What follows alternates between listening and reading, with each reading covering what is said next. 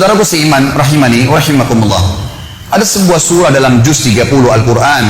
Saya yakin anak-anak TPA kita juga menghafalnya. Begitu pula dengan hadirin di sini. Tetapi banyak sekali kaum muslimin yang tidak mentadaburinya, tidak merenungi kandungan-kandungan makna ayat ini atau ayat-ayat dalam surah ini, sehingga akhirnya mereka terkena dalam ancaman dalam ayat atau dalam surah ini. Surah ini saudaraku diberi nama oleh Allah Subhanahu wa taala dengan surah Al-Humazah. A'udzu billahi minasyaitonir rajim. Bismillahirrahmanirrahim. Wailun likulli humazatin lumazah alladzi jama'a malan wa 'addadah yahsabu anna malahu akhladah kalla la yunbadhanna fil hutamah wa ma adraka mal hutamah narullahil muqadatu allati tattali'u 'alal afidah innaha 'alaihim mu'sadah fi 'amadin mumaddadah. Di dalam tafsir sekaligus terjemahan, wailun pun berarti saudaraku seiman memiliki banyak makna yang artinya adalah kecelakaan, kehinaan, penyiksaan, kerendahan, segala macam makna yang bisa menyusahkan seseorang bergabung di masalah atau dalam kalimat wail. Seperti misalnya dalam ayat lain, wailun lil mutaffifin, kecelakaan, kehancuran, kebinasaan. Bahkan ulama tafsir mengatakan nama sebuah lembah di api neraka namanya wail. Allah mengatakan wailun likulli. Kata-kata li, li ini berarti untuk, dan kullu berarti semuanya. Dan kalau bergabung antara li dengan kullu berarti tidak ada pengecualian. Allah mengatakan wailun likulli, kecelakaan, kehancuran, kebinasaan, siksaan, lembah di api neraka untuk semua, tidak terkecuali. Siapakah yang Allah ancam saudaraku? Dua kelompok, humazatin lumazah. Humazah ini kata ulama tafsir maknanya adalah alladzi ya'ibun nasu biqaulihi, orang yang sibuk menceritakan aib orang lain dengan lisannya. Sibuk lisannya setiap hari bangun tidur sampai tidur lagi bagaimana menjatuhkan orang lain, menghina orang lain, mengeluarkan kata-kata yang mengundang murkahnya Allah dari kata-kata kemaksiatan. Tidak ada nasihat, tidak ada zikir, tidak ada baca Al-Quran. Padahal orang mukmin harus memikirkan semua yang keluar dari lisannya adalah sesuatu emas, bernilai, punya bobot, sehingga dicatat dalam buku amalnya. Dan dia menjauhi semua kata-kata yang justru berbahaya bagi dia, yang akan membuat orang lain membencinya karena kata-kata kasar atau menghina atau menjatuhkan. Bahkan Allah Subhanahu wa taala akan murka padanya, dan kita akan dengar dalam lanjutan ayat ini bagaimana Allah mengancam orang-orang yang menyalahgunakan lisannya. Saya akan paparkan panjang lebar hadis-hadis dan berhubungan dengan hukum-hukumnya setelah membacakan umumnya ayat ini. Allah Subhanahu wa taala mengatakan lanjutannya lumazah. Beda antara humazah dan lumazah saudaraku hanya di awal hurufnya. Kalau humazah menggunakan ha, kalau lumazah menggunakan lam. Kalau tadi humazah alladzi ya'ibun nasu biqaulihi, orang yang sibuk menceritakan aib orang lain, menjatuhkan, menghina dengan lisannya, maka lumazah adalah alladzi ya'ibun nasu bifi'lihi, orang yang sibuk mencontohkan aib orang lain dengan perilakunya. Temannya pincang dicontohkan jalannya, temannya cadel dicontohkan jalannya. Apa saja kekurangan dari fisik seseorang di depan matanya, maka dia jadikan sebagai bahan-bahan olokan. Sekali lagi Allah mengatakan wailun, kecelakaan, kehancuran, kebinasaan, lembah di api neraka untuk semua tidak terkecuali kelompok yang sibuk menceritakan orang lain dengan lisannya, menjatuhkan mereka, menghina mereka, atau mereka mencontohkan aib orang lain dengan perilakunya. Apa yang Allah Subhanahu wa taala sebutkan tentang ciri mereka? Kata Allah Subhanahu wa taala alladzi jama'a malan wa 'addadah. Yang paling banyak kena dua kelompok ini adalah orang-orang yang selalu secara letterlet maknanya mengumpulkan harta dan menghitung-hitungnya. Ini terjemahan letterlet, tapi makna tafsirnya adalah orang-orang yang mengejar prestasi-prestasi dunia yang mereka mengira bahwasanya prestasi itu akan terus kekal bersama mereka. Misal, seorang ketua yayasan terus merasa dirinya akan menjadi ketua yayasan. Setiap merasa ada saingan, maka dia akan berusaha menjatuhkan dengan lisan atau perilakunya. Setiap orang dicalonkan menjadi wakil rakyat, maka dia akan terus mencari aib lawannya tadi dengan cara terus menjatuhkan dia dengan lisan dan juga dengan perilakunya, dan seterusnya. Semua ini adalah hal-hal yang diancam oleh Allah Subhanahu wa taala. Di dalam Islam saudaraku, kita sangat ditekankan untuk selalu bersyukur kepada Allah kalau seandainya ada sesuatu aib pada diri orang, muslim atau non muslim, untuk bersyukur kepada Allah karena tidak ada pada diri kita. Sebagaimana sabda Nabi SAW di dalam sebuah hadis yang sahih, beliau mengatakan terjemahannya, kalau kalian melihat aib pada diri seseorang yang tidak ada pada diri kalian, ucapkanlah alhamdulillahilladzi afani mimma ibtala bihi wa faddalani ala katsiri mimma khalaqa tafdhila. Segala puji bagi Allah yang telah menyelamatkan saya atas apa apa yang dicobakan kepada orang ini, dan telah memberikan kepada saya kelebihan dengan kelebihan-kelebihan yang banyak. Bukan justru menjatuhkan, bukan justru jadikan sebagai senjata untuk menghina orang lain, atau bahkan menceritakan aib tersebut kepada orang lain. Saudaraku, menceritakan aib yang ada pada diri seseorang, kalaupun ada, namanya ghibah dalam agama Islam, dan hukumnya haram, tidak boleh. Kata Nabi SAW waktu ditanya apa itu ghibah oleh seorang sahabat, beliau mengatakan, engkau menyebutkan tentang saudaramu yang dasarnya ada padanya dan dia tidak suka diceritakan hal tersebut. Sementara kalau tidak ada padanya, namanya fitnah, dan fitnah lebih besar daripada pembunuhan dosanya. Tidak ada celah bagi seorang muslim untuk menyalahgunakan lisannya, maka harus dijaga. Ini contoh, dan Allah sebutkan mereka paling banyak mengejar prestasi dunia. Sementara saudaraku, dunia ini semuanya hanya kemasan dan kiasan. Apa bedanya antara seseorang yang tidur di emperan jalan, yang tidak menggunakan kasur, selimut, cuma berlapiskan tanah saja, dan bajunya apa saja yang ada di badannya, dengan orang yang tidur di ranjang yang ratusan juta, rumahnya dari marmer semuanya? Apa kira-kira bedanya antara dua orang ini? Demi Allah, hanya kemasannya saudaraku, kemasan duniawi. Tujuannya sama saja, tidur.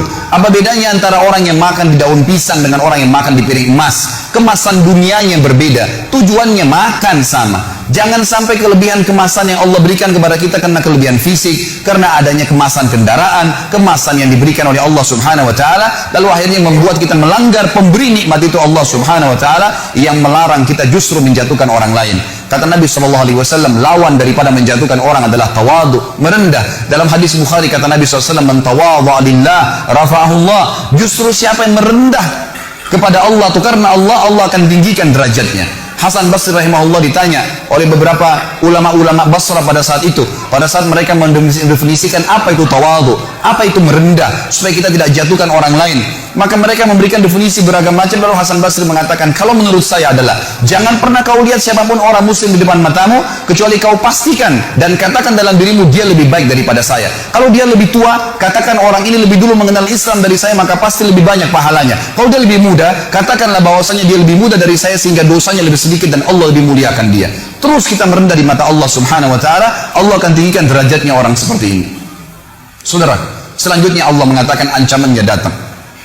Waktu Allah mengatakan wailun likulli humazatin lumazah, kecelakaan, kehinaan, kebinasaan, lembah di api neraka untuk semua orang yang selalu menceritakan aib orang lain dan mencontohkan perilaku mereka, yang mereka ciri-cirinya selalu mengejar prestasi-prestasi dunia. Yahsabu annama lahu akhlada, ya. Allah Subhanahu wa taala mengatakan setelah itu mereka mengira prestasi dunianya akan mengekalkannya di dunia. Kalla, tidak mungkin. La yumbadzanna fil hutama, pasti mereka-mereka ini akan dilemparkan ke dalam hutama. Allah lanjutkan, wa ma adraka mal hutama, tahukah kalian kenapa harus kalian takut, khawatir jangan sampai masuk ke hutama itu? Narullahil muqada, apinya Allah yang muqada. Kata para ulama tafsir, muqada maknanya adalah mushtailah, yang berkobar-kobar. Teman-teman sekalian, renungi makna ini.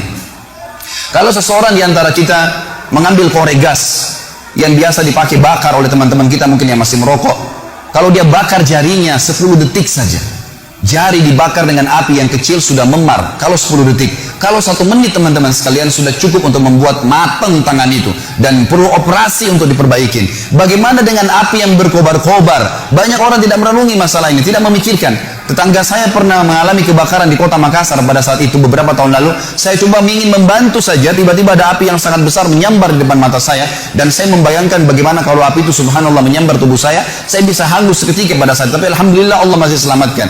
Tapi saya jadikan sebagai pelajaran, api yang berkobar teman-teman sekalian luar biasa. Kalau membakar maka akan menghanguskan tubuh seseorang. Allah mengatakan narullahil muqada, apinya Allah yang berkobar-kobar. Cukup sampai situ? Ternyata tidak. Allah masih sambung lagi, allati, yang api itu tattali'u 'alal af'idah, sifatnya api itu kalau dibakar kakinya penghuni neraka nanti yang humazah dan lumazah ini akan membakar sampai ke jantungnya. Orang Arab mengatakan dalam bahasa Arab teman-teman sekalian, kalau dia melihat sesuatu, dia mengatakan ra'aitu, saya sudah melihatnya. Kalau sesuatu itu sangat dekat dan mudah dijangkau. Tetapi kalau orang Arab ingin melihat sebuah benda, misal di pinggir lautan ada benda yang sangat jauh di seberang pulau sana, atau dia di atas gunung, dia ingin melihat sesuatu yang jauh dan itu jarang dilihat oleh orang lain, kemudian berhasil matanya melihat, maka dia akan menggunakan kalimat ittala'tu, saya berhasil melihatnya, target yang sudah susah dilihat oleh orang lain. Makanya dalam baca buku pun dikatakan ittala'tu, Ya, saya berhasil melihat sesuatu informasi yang saya butuhkan. Allah menggunakan kosakata ini. Sifat neraka tadi, api yang berkobar-kobar, hutama itu, kata Allah, allati yang tattali'u ittala'a, sampai pada target alal afidah, ke jantung manusia. Kata para ulama tafsir, kalau dibakar kakinya langsung ke jantungnya terbakar. Padahal kalau rasional kita datangkan manusia dan dibakar, teman-teman sekalian, yang terakhir terbakar jantungnya kena diselimuti oleh kulit, otot, tulang dan seterusnya. Cukup sampai situ? Tidak lagi. Allah masih sebutkan agar orang betul-betul meninggalkan perbuatan buruk ini. Setelah dikatakan allati tattalu alal afidah, innaha, sesungguhnya api itu alaihim muqsadah, terhadap mereka melengket atau melekat. Muqsadah bahasa lainnya adalah multasiqah, melekat. Kalau ada api, teman-teman sekalian, kita dilemparkan, disemprotkan api, lalu api itu tertarik kembali, kita rasakan panasnya tapi cuma sebentar. Tetapi kalau tubuh kita diberikan bensin, lalu disemprotkan api sehingga api itu melekat di tubuh kita, maka akan terus terasa panasnya, per detiknya terasa panas. Maka Allah menggunakan kalimat ini. Api neraka utama tadi itu bukan hanya berkobar-kobar, tapi pada saat disemprotkan ke tubuh seseorang nanti, naudzubillah, yang melanggar dua perbuatan, melakukan dua perbuatan ini, apinya akan melengket ke tubuhnya sampai terbakar, baru padam api tersebut. Diulangi lagi, begitu terus, tidak akan pernah habis sampai dosanya dibersihkan oleh Allah Subhanahu wa taala. Dan ingat, ancaman ini berlaku bagi seorang muslim yang dengan syahadatnya pun dia sudah bisa masuk surga sebenarnya, tapi akan dimasukkan ke neraka. Dan ini baru satu jenis siksaan karena bahaya lisan dan contoh perilaku. Belum bicara masalah dosa zina, belum bicara masalah dosa riba, belum bicara masalah dosa durhaka dengan orang tua, ditambahkan azab-azab kepada mereka. Sangat konyol kalau orang mengatakan tidak ada masalah, saya disiksa dulu neraka, toh akhirnya saya akan masuk ke dalam surga. Ini perkataan syaitan yang akan menyesatkan setiap mukmin yang akhirnya menganggap remeh dosa. Subhanallah, Allah mengatakan sungguhnya api itu sampai ke dalam jantung manusia dan api itu melengket pada mereka. Inna alaihim muqsadah. Tidak cukup sampai itu, teman-teman sekalian. Allah menutup surah ini dengan kalimat, kata ulama, yang luar biasa. Kalimat ini menandakan siksaan yang luar biasa, tidak bisa dibayangkan. Fi amadin mumaddada, kata Allah, dan mereka akan diikat di tiang-tiang yang bergelantungan. Kata ulama tafsir, penutupan surah ini luar biasa kalau orang memahaminya.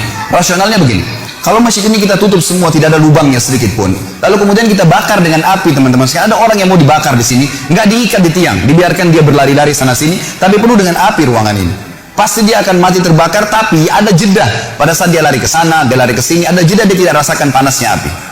Kalau ada orang kita ikat di tiang masjid ini, lalu kita bakar, ditutup semuanya, dia nggak bisa lari karena terikat, juga masih ada jeda di mana dia bisa menginjak-injakkan kakinya ke lantai sehingga api dari bawah kakinya padam. Memang dia terbakar, tapi masih ada jeda di mana dia tidak rasakan panas. Tetapi teman-teman sekalian, renungi makna ayat ini, namanya tadabbur, mengambil hikmah dan hukum yang Allah inginkan. Kalau kita tancapkan tiang di atas atap masjid ini, ditancapkan tiang seperti misalnya tiang lampu yang besar, lalu kita ikat seseorang di situ, kemudian dibakar ruangan ini, dia bergerak kiri kanan pun tetap akan merasakan panasnya api siksaan tersebut per detiknya. Dan ini, kata ulama, adalah makna yang luar biasa, menandakan sudah cukup seorang muslim meninggalkan dosa ini, saudara. Surah ini, teman-teman sekalian, mengajarkan kepada kita tentang bahayanya menyalahgunakan lisan. Dan dari sisi lain, lisan dalam agama kalau dipergunakan dengan kebaikan, maka akan baik. Anda kalau menggunakan lisan Anda dengan baik, walaupun fisik Anda punya kekurangan, orang akan suka dengan orang yang lisannya baik, santun kalau bertutur kata, yang keluar dari mulut seorang muslim cuma nasihat, tanya kabar, ilmu yang bermanfaat, tidak ada sesuatu yang menjatuhkan orang lain, tidak ada sesuatu yang menyakiti orang lain atau menceritakan aib orang lain, maka dia akan disuka oleh orang umumnya. Dan kalau ada seseorang yang lisannya tajam, walaupun tampannya orang paling tampan di dunia, paling kaya, tapi kalau lisannya tajam, suka menghina orang lain tidak suka dengan dia. Itu secara kehidupan manusia. Juga di sisi Tuhan kita Allah Subhanahu wa taala, Allah sangat murka dengan orang yang menyalahgunakan lisannya. Sampai kata Nabi SAW dalam hadis Bukhari, "Laisal mu'minu bit-ta'ani walal la'an." Bukan sifat orang mukmin yang suka la'an dan ta'an. Ini dua-duanya bahaya lisan. Suka melaknat, menyal-nyalkan orang, kamu sial, kamu gini, kamu buruk, selalu dihina, dikata-kata yang tidak baik, menjadikan. Dan juga ta'an, suka menghina-hina orang lain. Dua-duanya ini adalah sifat bukan orang mukmin, bukan orang mukmin. Jadi dijelaskan oleh Nabi SAW. Surah ini, teman-teman sekalian, mengajarkan kepada kita tentang harusnya seorang muslim menjaga lisannya. Mari kita renungi bersama-sama sabda-sabda Nabi SAW berhubungan dengan masalah ini. Yang pertama, saudara, dalam hadis Bukhari Muslim, Nabi SAW pernah lewat di pasar bersama dengan beberapa orang sahabat. Kemudian ditemukanlah ada bangkai kambing. Bangkai kambing ini tanduknya patah, matanya buta, kakinya patah, dan sudah jadi bangkai. 4 aib sekaligus. tanduknya patah, matanya buta, kakinya patah, sudah jadi bangkai. Lalu Nabi SAW ingin menarik perhatian para sahabat. Dalam ilmu bahasa Arab namanya jadbul intibah, menarik perhatian para sahabat karena beliau ingin sampaikan informasi yang penting setelah itu. Lalu beliau mengatakan, siapakah di antara kalian yang mau membeli bangkai kambing ini? Kata para sahabat, ya Rasulullah, jangankan dia sudah jadi bangkai, kalau dia hidup saja kami tidak mau membelinya. Kalau ada kambing hidup, tanduknya patah, matanya buta, kakinya patah, hidup, nggak ada yang mau beli, apalagi kalau sudah jadi bangkai. Nabi SAW ulangin lagi dengan metode yang berbeda, dengan metode yang sama tapi dengan bahasa yang berbeda. Kata Nabi SAW, siapa yang ingin saya berikan cuma-cuma? Lalu kata para sahabat, ya Rasulullah, sama saja. Kalau dia masih hidup saja, walaupun dikasih cuma-cuma, kalau tanduknya patah, matanya buta, kakinya patah, nggak ada yang mau terima. Kata Nabi SAW, ini pesan beliau, ambil dan bawa pulang, jadikan sebagai kaidah hidup teman-teman sekalian. Mohon maaf, saya naik di mimbar sini dan teman-teman dai pun pada saat ceramah, bukan untuk seremoni, bukan meramaikan, bukan saya datang sini jauh-jauh dari Jakarta untuk berdongeng dengan Anda, untuk menceritakan atau menghibur Anda. Ini hukum Allah untuk diterapkan dalam kehidupan teman-teman sekalian. Kaidah hidup, ini bukan mainan, bukan sesuatu yang cuma didongengkan saja. Lalu kata Nabi SAW, seseorang di antara kalian, demi zat yang ubun-ubunku dalam genggam yang maksudnya demi Allah, seseorang di antara kalian memakan bangkai ini jauh lebih ringan baginya dibandingkan azab yang dia terima hari kiamat nanti. Diterima karena dia menceritakan aib saudaranya muslim. Artinya nanti hari kiamat dia seperti memakan bangkai karena menceritakan aib seorang muslim. Hadis yang kedua, kata Nabi SAW di dalam hadis riwayat Bukhari, man dhamina li ma baina lihiyai wa ma baina fakhidai dhamintu lahul jannah. Siapa yang bisa menjamin untukku di antara kalian apa yang berada di antara dua rahangnya, dua pipinya, lisannya, dan apa yang ada berada di antara dua pahanya, kemaluannya, aku akan menjamin baginya surga. Ini bahaya sekali.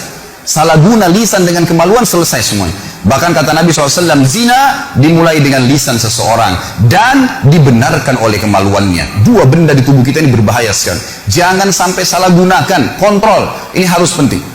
Juga dalam hadis yang lain, kata Nabi SAW, apakah dalam hadis Bukhari Muslim, apakah kalian tahu perbuatan apa yang paling banyak membawa orang masuk ke dalam surga? Nabi SAW lempar kepada para sahabat, ingin mendengar apa yang mereka ketahui.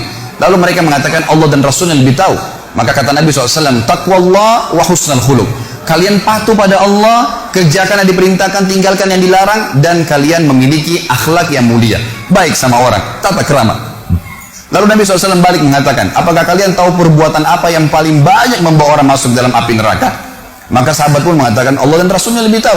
Kata Nabi SAW, al-fammu wal-farj, mulut seseorang dan kemaluannya. Ini dua benda yang paling banyak membawa orang masuk ke dalam api neraka. Saudaraku, sibukkan lisan kita dengan kata-kata yang baik. Semuanya, para ulama kita, kalau mereka diam, maka mereka berzikir. Kalau mereka berbicara, yang dikeluarkan semuanya kata-kata emas. Rabi' ibn Haytham rahimahullah, seorang ulama tabi'in yang masyhur dengan ketakwaannya. Beliau pernah didatangi oleh muridnya dua orang dan berkata kepadanya, wahai imam ini kiai, apa rahasianya sampai membuat anda bisa mengontrol lisan anda? Karena Rabi' ibn Haytham diam terus. Kalau dia bicara yang penting. Jadi di sini bukan tidak boleh bercanda, bukan tidak boleh tertawa. Nabi SAW bercanda dan tertawa, tapi sesuatu yang jujur, tidak ada kedustaan, tidak ada sesuatu yang bisa menjatuhkan orang lain, menghinanya, sesuatu yang baik-baik saja.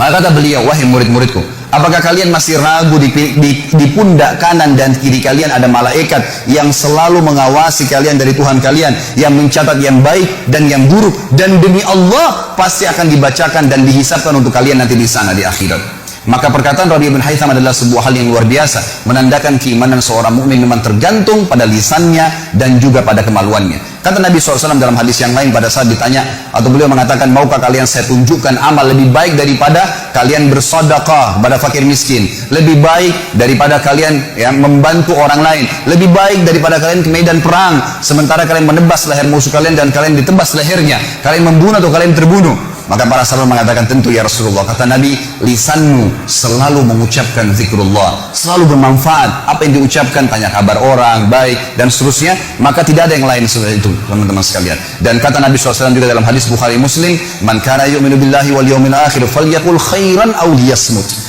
Siapa yang mengaku beriman pada Allah hari akhir, tinggal nunggu sebentar jemaah sekalian. Tunggu aja ajal datang. Saya tidak dapat jaminan dari siapapun di sini. Ujung masjid ini tiba-tiba sekarang ada malaikat maut datang mencabut roh saya dan saya jatuh tergeletak tiba-tiba. Ini bukan doa tapi bisa saja datang. Kemudian saya meninggal. Orang cuma mengenal Khalid Basalamah pernah ceramah. Cuma seperti itu saja, dan begitu bisa terjadi pada anda semua. Bukan berarti orang harus masuk ruangan ICU baru kemudian dia meninggal dunia. Setiap saat, dan semuanya akan ada hisabnya, saudaraku. Maka kata Nabi SAW, siapa yang mengaku beriman pada Allah dan hari akhir, maka dia hanya mengucapkan yang baik saja, yang Allah ridhahi yang baik, gitu kan? Atau dia diam, tidak usah ucapkan yang lainnya. Maka harus kita ambil pelajaran, dan tentu masih banyak hadis berhubungan dengan masalah ini, tapi saya rasa saya cukupkan dengan ini, saudaraku. Saya tutup khutbah kita ini dengan adanya beberapa poin yang boleh dilakukan tapi tidak termasuk dalam hal yang dilarang. Pertama, saudaraku, kata ulama adalah al-istifta. Kalau anda meminta fatwa kepada seorang alim ulama, maka boleh menceritakan sesuatu tapi niatnya memang ingin mendapatkan hukum syar'i, makanya dibolehkan. Misal suami istri bertengkar, istrinya tidak pakai jilbab, lalu suaminya datang mengatakan kepada seorang kiai, ustadz, dai, mengatakan, ustadz, kiai, maaf, istri saya tidak mau pakai jilbab. Ini aib, nggak boleh diceritakan. Tapi dia mau tahu hukumnya, apa yang harus saya lakukan. Saya sudah nasihatin berapa kali, tidak mau dengar. Apa saya ceraikan atau saya pertahankan? Hukum syar'i, bukan niat untuk menjatuhkan istrinya. Sama, istri juga mengatakan, ustadz, kiai, maaf, suami saya nggak sholat, suami saya tidak berikan nafkah. Disebutan aib. Tapi ini yang mencari hukum, karena ini pernah terjadi dalam hadis Bukhari. Hindun radhiyallahu anha, istri Abu Sufyan setelah masuk Islam, pada saat pembebasan kota Mekah, dia mengatakan, ya Rasulullah, Abu Sufyan orang yang sangat pelit, selalu berhitungan, dia tidak mau tahu saya makan dari mana dengan anak-anak saya. Maka apakah boleh saya mengambil sebagian hartanya untuk memenuhi kebutuhan saya? Tapi di sini Hindun mengatakan apa kepada Nabi SAW? Abu Sufyan orang yang pelit, itu aib, tapi harus disampaikan karena mau tahu hukumnya. Maka kata Nabi SAW, ambillah yang cukup untuk kebutuhan nafkamu dan jangan lebihkan. Jadi kalau istifta dibolehkan, tapi ingat, meminta fatwa betul-betul murni niatnya itu, bukan karena mau cari fatwa kemudian ditunggangi sekaligus untuk menceritakan aib seseorang. Yang kedua, saudara, yang dibolehkan adalah istinsah. Istinsah ini minta nasihat atau menasihati. Misal, si A datang kepada saya ingin melamar anak. Misal saya punya anak perempuan dilamar. Atau si A mendatangi si B ini tidak mengenal si A ingin melamar anak si B. Lalu si B datang kepada si C dan bertanya padanya, si C, apa kau kenal si A ini? Maka si C kebetulan kenal baik si A. Di sini dia boleh mengatakan, setahu saya dia tidak sholat, setahu saya dia mabuk, setahu saya dia begini. Sebatas dia tahu saja, agar jangan sampai si B terjerumus dalam kejahatan si A. Atau sama orang ingin mengajak bisnis misalnya, bagaimana caranya si A datang kepada si B, tolong berikan saya modal, ini proposal saya. Tapi si B tidak mengenal dia. Dia datang kepada si C bertanya, bagaimana menurut kamu tentang si A? Maka dia pernah tahu dan dia betul-betul memastikan itu bukan dikarang-karang. Dia mengatakan, setahu saya dia sering utang tidak bayar, setahu saya dia orangnya tidak jujur. Sebatas itu saja, tidak niat sekalian ditunggangi untuk menceritakan aib orang itu. Maka ini dibolehkan karena masuk dalam istinsah, sesuai dengan sabda Nabi SAW, ad-dinun nasihat, agama harus saling menasihatin. Dan hadis Nabi SAW juga yang berbunyi, unsur akhaka zaliman aw madluma, tolong saudaramu dalam keadaan dia zalim atau dia berbuat atau dia terzalimi. Kata para sahabat, ya Rasulullah, bagaimana saya bisa menolong saudara saya yang berbuat zalim? Kata Nabi SAW, kau luruskan kesalahan yang sedang dia lakukan. Jadi masuk dalam perkataan ini. Yang ketiga, teman-teman sekalian, adalah istirsyad. Istirsyad ini memberikan petunjuk. Beda tadi dengan nasihat, ini petunjuk. Contohnya begini, supaya mudah difahami. Saya janjian dengan seseorang di Masjid Baitul Ma'mur. Pada saat saya janjian, saya belum pernah ketemu sebelumnya dengan orang tersebut. Lalu kemudian saya ceritakan, saya pakai baju warna biru. Bapak teman saya itu mengatakan, saya pakai baju warna putih. Baiklah, saya masuk ke masjid, kemudian saya telepon, ternyata HP-nya mati. Ini cuma contoh saja. Saya masuk masjid, saya cari, mana ya Bapak Fulan nih. Kemudian saya tanya, ada satu orang marbot masjid, saya tanya, mana si Bapak Fulan? Dia menunjuk, oh di saf pertama di sebelah kiri sana. Pada saat saya lihat di sana, ternyata banyak teman-teman muslim yang pakai baju putih. Saya nggak tahu yang mana nih orangnya. Maka saya tanya lagi, yang mana orangnya? Kemudian dia harus menyebutkan tentang cirinya supaya saya bisa tahu. Maka dia mengatakan, itu orang yang baju putih, yang badannya gemuk, yang kepalanya botak misal, atau yang rambutnya panjang. Dia menyebutkan ciri khasnya supaya saya bisa tahu, dan tujuannya betul-betul istirsyad, memberikan petunjuk. Kalau tidak maka akan masalah. Ada seseorang mau beli rumah, lalu ditanya, rumahnya si Fulan yang mau dijual di mana? Anda silakan lurus, belok kiri, paling pojok sebelah kanan rumahnya. Orang itu ke sana, dia nggak temukan, lalu dia balik, saya nggak dapat, yang mana ya? Lalu saya bilang, rumah yang atapnya sedikit mau rubuh, pagarnya terkelupas, ada aib yang disebutkan. Maka ini tidak masuk karena ingin memberikan petunjuk. Sekali lagi, innamal a'malu binniyat. Allah tahu niat Anda dalam hati, maka niatnya memberikan petunjuk murni. Dan yang terakhir, teman-teman sekalian, adalah al-kuna wal alqab, julukan. kalau seseorang terkenal dengan julukannya dan dia tidak marah dengan julukan itu, maka boleh disebutkan. Seperti misalnya, banyak ulama-ulama hadis termasuk guru-guru Imam Bukhari dan imam-imam besar, maka ada seseorang yang kalau jalan pincang, namanya Abdurrahman, dan orang yang perawi hadis banyak orang namanya Abdurrahman, maka disebutkan di dalam sanad hadis Al-A'raj, orang yang pincang, gitu ya. Ternyata dia punya nama memang, tapi karena banyak orang bernama Abdurrahman pada saat itu, diberikanlah julukan dia, dan dia tidak marah dengan julukan itu. Saya kasih contoh lain. Di Masjid Baitul Ma'mur misalnya diiklankan habis sholat Jumat ada Bapak Ahmad, maaf kalau ada yang sama namanya, kita cuma kasih contoh. Bapak Ahmad, ada dua orang Ahmad di masjid kita. Yang satu penjual kambing, yang satu penjual mobil. Lalu diiklankan, salah satu dari Bapak Ahmad ini mengundang jemaah untuk makan. Maka diiklankanlah Bapak Ahmad mengundang makan siang di rumahnya. Jemaah pada nggak tahu Ahmad siapa nih. Lalu kemudian warung masjid mengatakan Ahmad kambing misalnya, atau Ahmad mobil. Dia terkenal dengan julukan itu dan dia tidak pernah marah, bahkan dia senang kalau dipanggil dengan julukan tersebut. Maka ini tidak masuk dalam hal yang dilarang tadi, saudaraku seiman.